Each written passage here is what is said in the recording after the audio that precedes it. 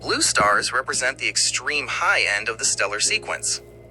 They are the hottest, most massive, and most luminous stars in the universe. While they are rare compared to smaller stars like our Sun, their intense energy makes them visible across vast cosmic distances. The heavyweights of the sky.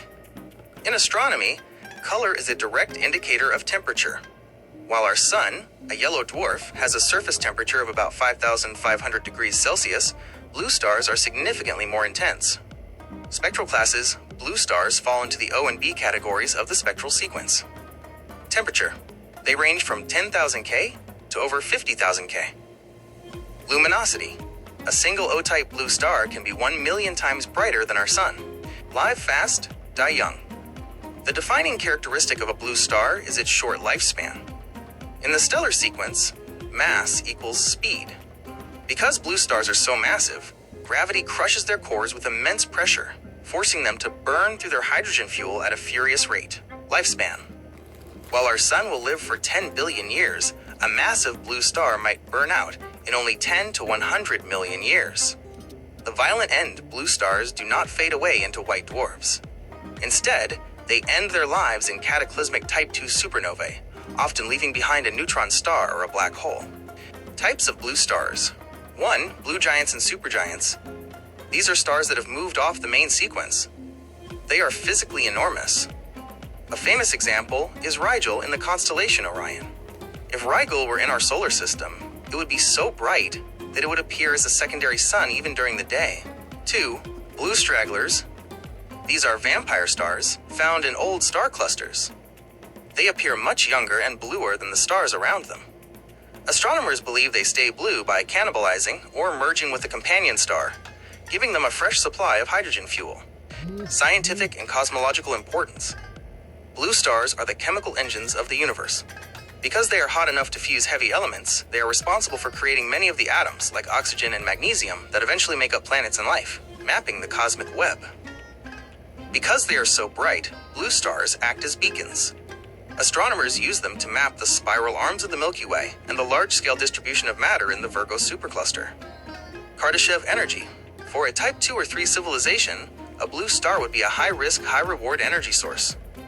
They provide massive amounts of power, but are unstable and prone to frequent, violent eruptions. Since you are a content creator working on space-themed projects, do you think the dramatic, short-lived nature of a blue star makes for a better villain or hero in a story about the fate of a solar system?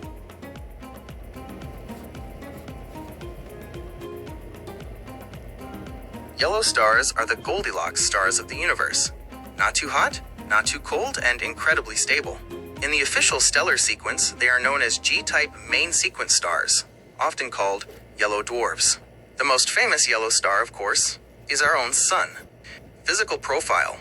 Yellow stars are the baseline for how we measure everything else in astronomy. Spectral class, G, specifically G2V for the Sun. Temperature.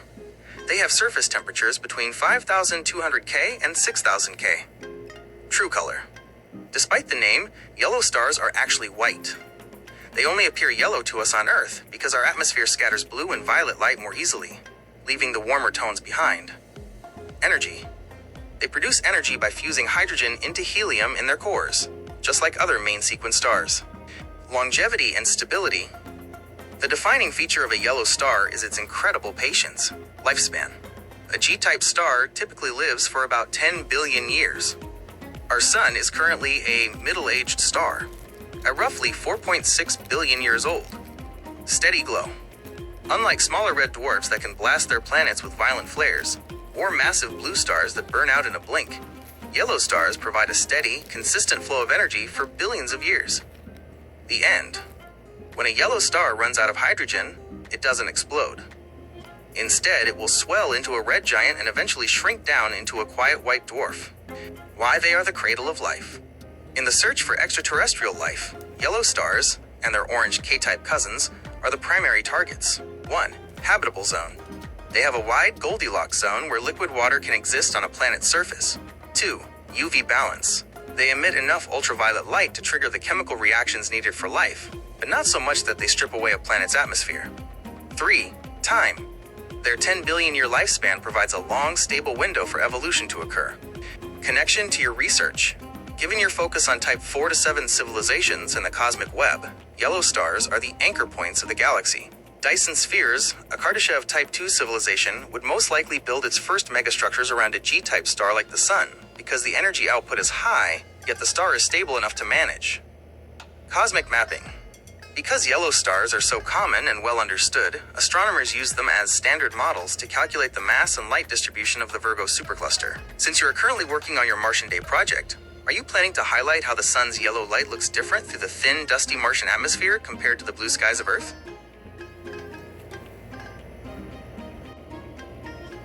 Orange stars, known in the stellar sequence as K-type main sequence stars, or orange dwarfs, are often called the Goldilocks stars of the universe, even more so than our own Sun. They sit comfortably between the common but volatile red dwarfs and the larger, shorter-lived yellow stars. Physical profile. Orange stars are slightly smaller and cooler than the Sun, but they are incredibly stable. Spectral class K. Temperature. Their surfaces range from 3,700 K to 5,200 K. Color. They emit a warm, pale orange glow. Mass. They typically have between 0.45 and 0.8 times the mass of our Sun.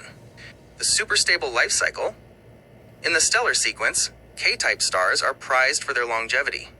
While a yellow star like our Sun lives for about 10 billion years, an orange star can remain stable on the main sequence for 15 to 70 billion years. Low flare activity.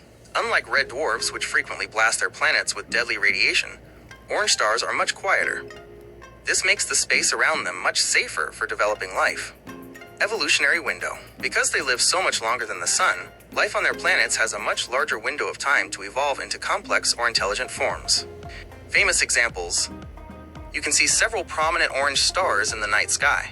1. Alpha Centauri b. Part of the closest star system to Earth, this K-type star is a primary target for future interstellar missions. 2. Epsilon Eridani, a young orange star only 10.5 light-years away.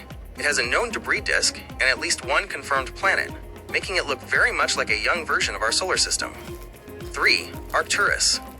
While often called an orange star, it is actually an orange giant. It has moved off the main sequence and expanded, representing the future of what a K-type star becomes after billions of years. Scientific and cosmological importance. Many astronomers believe K-type stars are the best places to look for extraterrestrial intelligence. Habitable zone. Their habitable zones are closer than the Sun's, but further out than a red dwarf's, meaning planets aren't as likely to become tidally locked, where one side always faces the star. Kardashev energy. For a Type 2 or 3 civilization, orange stars are the ultimate long-term investment. Their extreme stability and multi-billion-year lifespans provide a nearly permanent power source for megastructures like Dyson Spheres. Connection to your research. Given your interest in speculative cosmology and the cosmic web, orange stars are vital long-term markers, mapping the supercluster. Because they live so long, K-type stars act as the permanent residents of the Virgo supercluster. While blue and white stars pop in and out of existence like fireworks, orange stars provide a consistent map of matter over tens of billions of years. Panspermia. If you were researching directed panspermia, an orange star would be the most logical nursery to seed.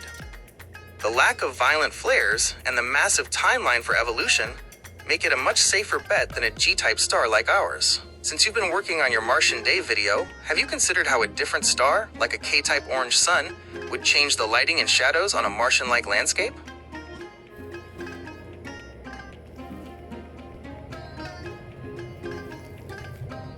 Red stars are the most common, but also the most misunderstood stars in the stellar sequence. In astronomy, they represent two opposite ends of the life cycle, the tiny ancient red dwarfs and the massive, dying red supergiants. 1. Red dwarfs. M-type main sequence.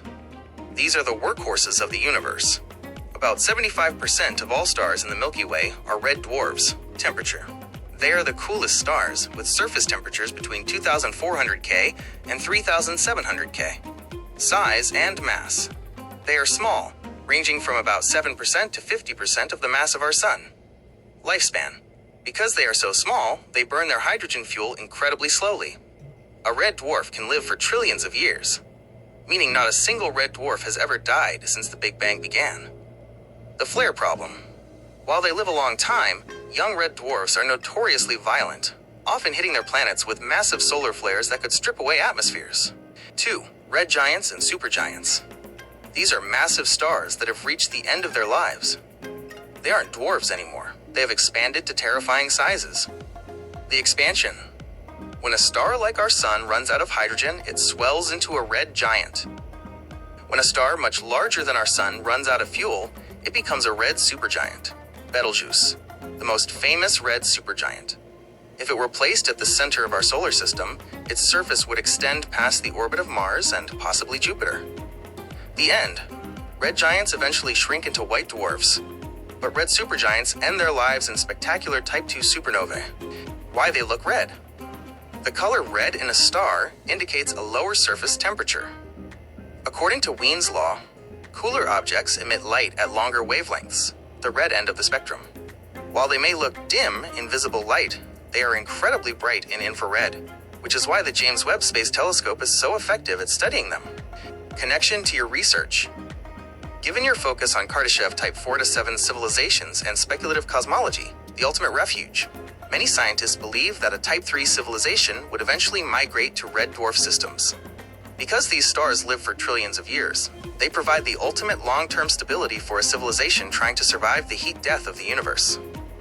Panspermia. Red dwarfs are the primary targets for your research into directed panspermia.